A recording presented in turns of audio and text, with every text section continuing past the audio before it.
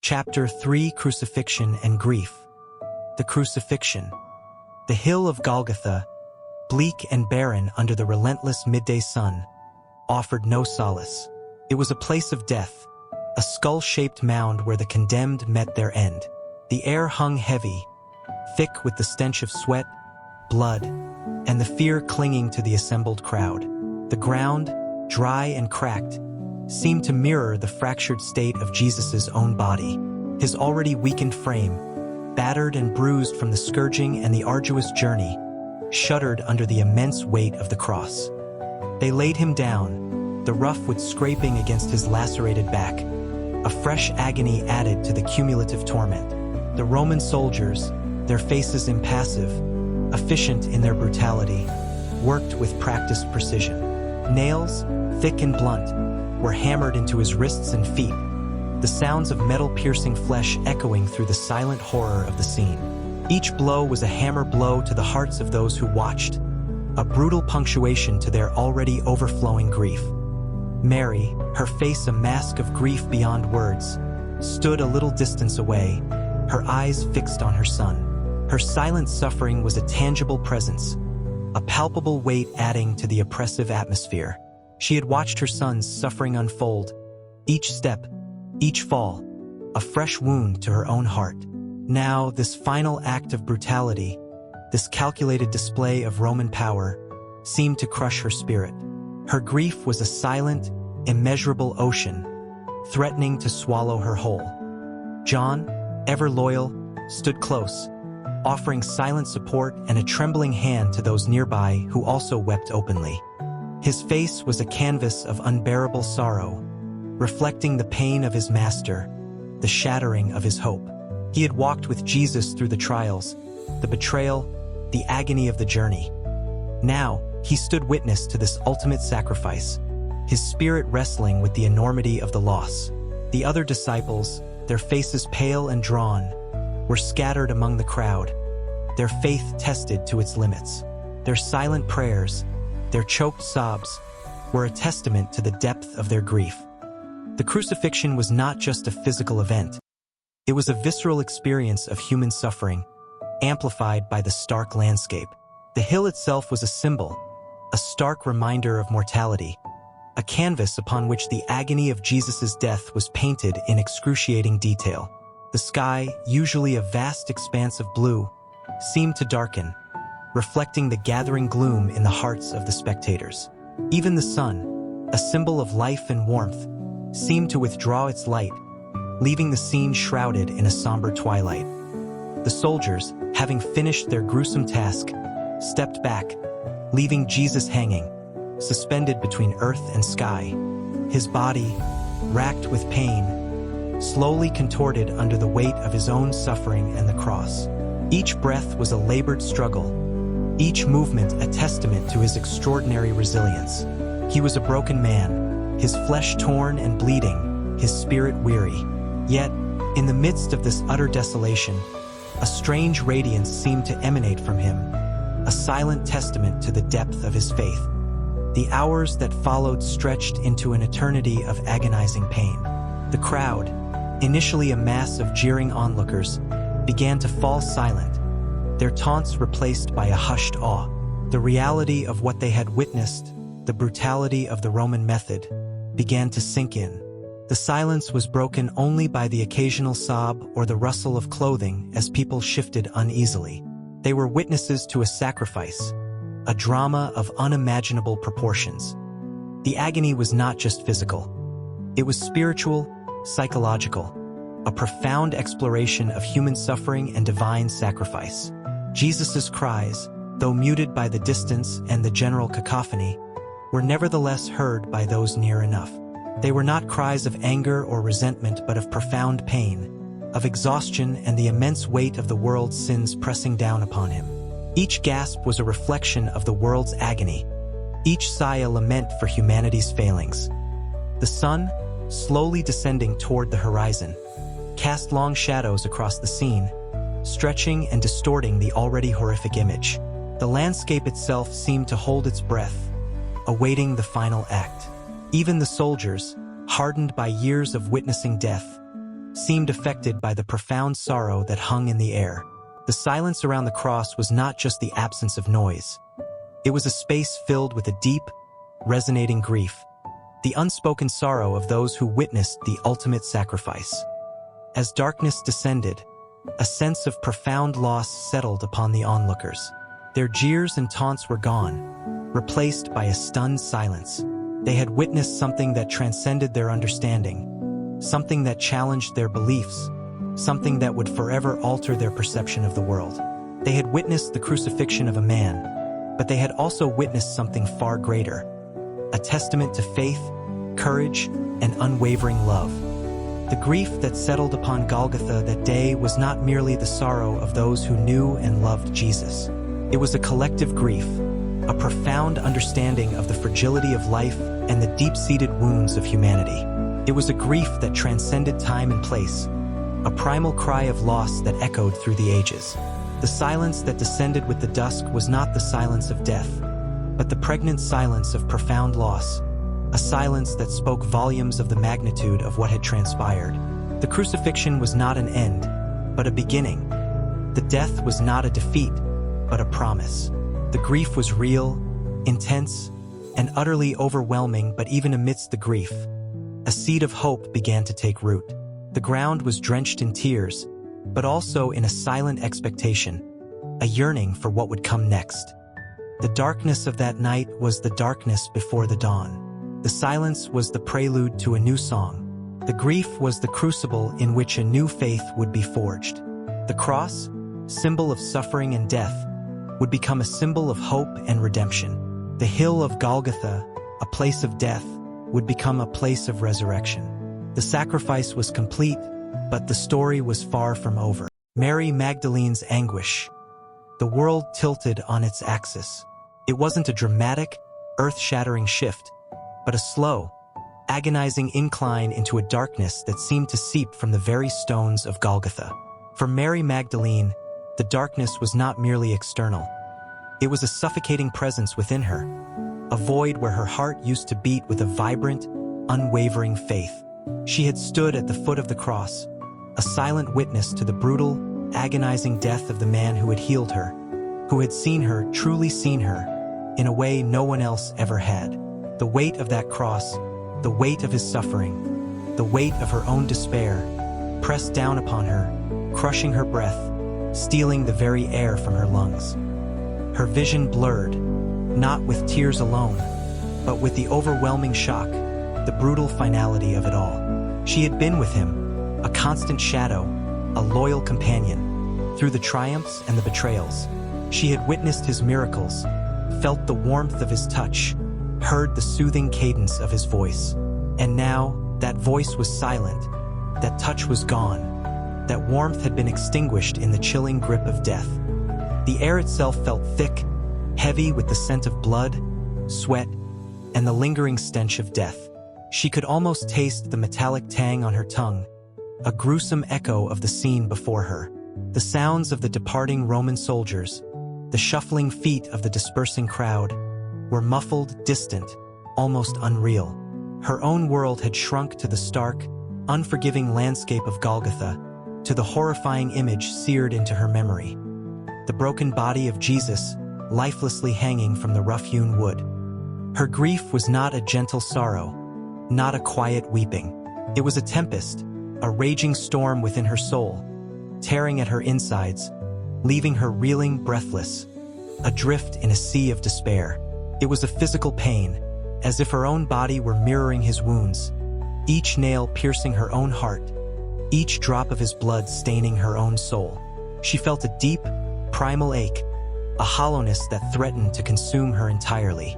She wanted to scream, to rage against the injustice of it all, but the sound was trapped in her throat, a choked sob that refused to break free. The other women, the disciples, she barely registered their presence. Their grief was a murmur in the background, a low hum of sorrow that echoed her own. They were there, but they were distant figures, shrouded in the same thick fog of despair that enveloped her. Their shared sorrow did nothing to ease her burden. It was a lonely grief, this profound, unyielding pain that consumed her, isolating her in her own personal abyss. She remembered his words, his teachings, the promises he had made. They were echoes now, faint whispers against the deafening silence of death. His teachings of love, forgiveness, and redemption seemed cruelly ironic, mocked by the brutal reality of his demise. Had he not promised eternal life? Had he not conquered death itself? Where was the victory? Where was the promise? The questions clawed at her, tearing at the fragile remnants of her faith. The sun, a dying ember in the western sky, cast long, distorted shadows across the landscape, painting the scene in hues of despair.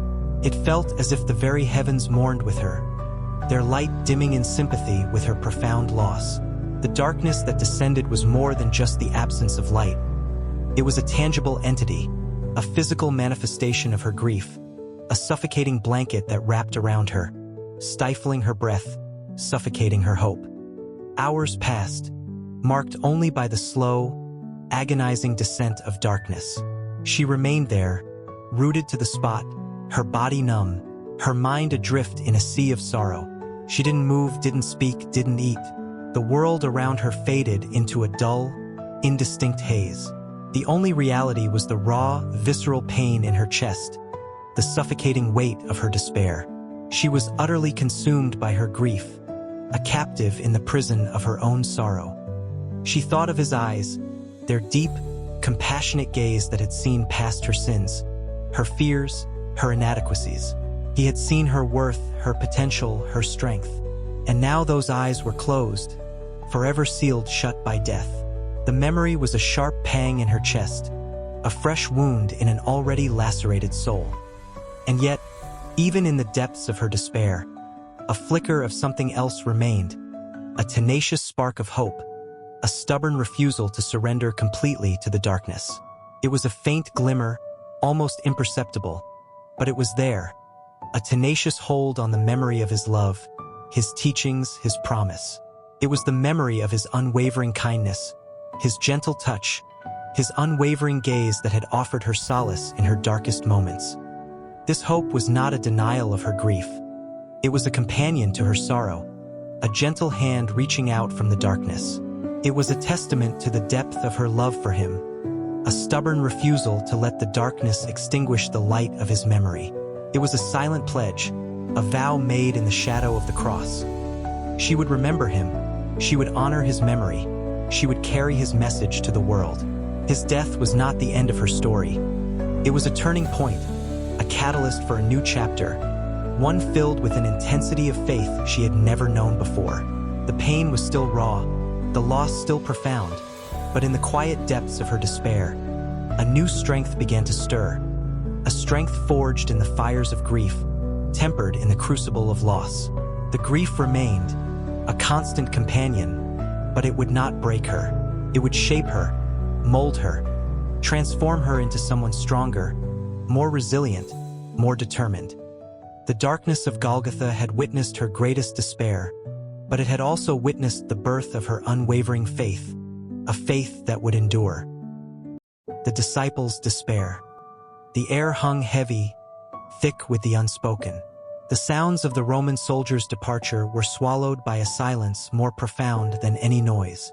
Around the crude wooden cross, a tableau of grief played out, each disciple caught in their own private hell. John, ever steadfast, leaned against a rough-hewn rock, his face etched with a sorrow that seemed to burrow deep into his very bones. He had witnessed it all, the agony, the final breath, the chilling stillness that followed, the promise of eternal life, the miracles he had witnessed, the teachings that had reshaped his soul, all seemed to crumble into dust. Peter, his face a mask of guilt and self-reproach, paced restlessly, his eyes darting around as if searching for an escape from the weight of his betrayal. The memory of his denial, the 3 times he had denied knowing the very man who had called him friend, haunted him. The cock's crow, a cruel echo in the silent aftermath, seemed to mock him. His hands clenched into fists, his body trembling with a mixture of grief and self-loathing. He had failed his master, failed his friend, failed the very promise he had made to follow him until the end. Thomas, ever the doubter, stared blankly at the empty space where Jesus had hung. His mind wrestled with disbelief. Even with the stark reality before him, a part of him still refused to fully accept what had happened. He needed proof, concrete evidence to validate the unthinkable reality that had consumed their world. This void was not only the absence of Jesus, but the crushing absence of the certainty that had previously anchored him. James and John, the sons of Zebedee, slumped against each other, their shoulders shaking with silent sobs. Their dreams of glory, their ambition for a place beside their master in his kingdom, lay shattered. The weight of their shattered hopes felt heavier than any physical burden. The fiery zeal that had once burned within them was extinguished, leaving behind only the ashes of despair. Judas's absence was a presence in itself. His betrayal cast a long, dark shadow over the group, the unspoken weight of his act settling on their shoulders like a shroud. The thought of him, his choice, his act, and its irreversible consequences was a wound that refused to close. The pain of their collective grief was intensified by the knowledge of this inner betrayal, leaving them feeling profoundly alone and helpless. The women, Mary Magdalene, Mary the mother of James and Salome, were huddled together, their quiet weeping a testament to the depth of their love and the devastating impact of Jesus' death. They had seen Jesus in his suffering.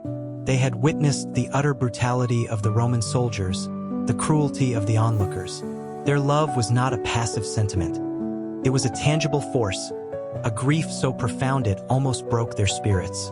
They had bathed his body, anointed his wounds, and now they carried the weight of his absence. They were left facing a cruel future without their hope, without their light. These were the men and women who had walked with Jesus, witnessed his miracles, heard his parables. They were those he had chosen, those he had entrusted with the spreading of his word, those he had healed and those he had empowered. And now they felt the earth moving beneath their feet, a tremor that shook their faith to its very core. The world, as they knew it, was irrevocably changed. The sun dipped below the horizon, casting long, melancholic shadows that stretched across the landscape, reflecting the darkness in their hearts. There was no comfort in the shared grief, only a deepening sense of desolation. The weight of their individual grief, magnified by the shared catastrophe, was almost unbearable. Each individual wrestled with their own guilt, their own fears, their own questions. The disciples were not merely grieving the loss of a leader, they were grieving the loss of their Savior, their hope, their very future. The promised kingdom, the coming of the Messiah, the promise of everlasting life. All of it seemed a cruel lie, a shattered dream. The scriptures themselves felt distant and cold, their comforting words lost in the deafening silence of their despair. Their sense of abandonment was palpable. The man who had promised to never leave them had left them alone in the stark reality of their loss. Doubt, like a venomous serpent, coiled in their hearts, whispering insidious doubts that threatened to unravel the very fabric of their faith. The betrayal by Judas gnawed at their souls. His act felt like the ultimate betrayal, the final shattering of their already fragile hope.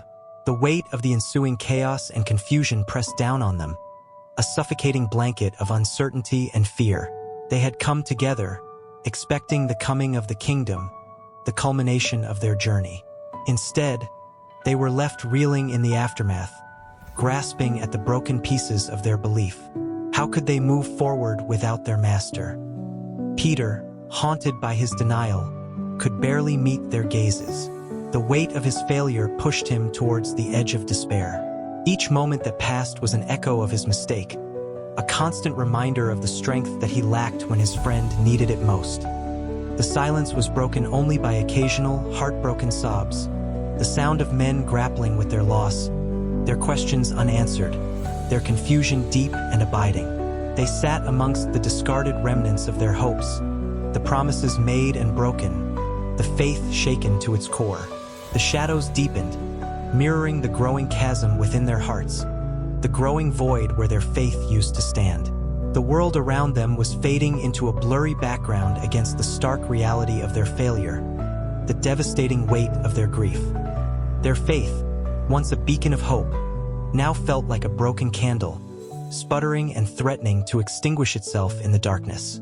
The teachings of Jesus, once a source of comfort and strength, were now a source of agonizing questions and doubts. How could a loving God allow this to happen? How could the promised Messiah die such a horrific death? They were left in the midst of an incomprehensible reality. Their grief was not just a sorrow to be overcome. It was a dark, physical experience, leaving their bodies exhausted, their minds frayed, their spirits depleted. They were lost and adrift, their former certainty dissolving in the chaos of their feelings. Their shared experience did little to comfort them. Their grief became a personal struggle, each disciple confronting the weight of their sorrow alone. The night stretched before them, a void as deep and wide as the darkness which had settled over their souls. Their despair was not a quiet resignation. It was a tempestuous struggle against their own doubt, their guilt, and their profound loss. The night offered no answers, no solace. They were left staring into the abyss, grappling with the unanswered questions, trying to comprehend their lost future. The darkness that surrounded them physically and spiritually reflected the despair that consumed them. The loss of Jesus was not just the death of a man, but the shattering of their belief system, the loss of their hope, and the shattering of their faith. They were left standing in the debris of their broken hope, alone in the silence of Golgotha.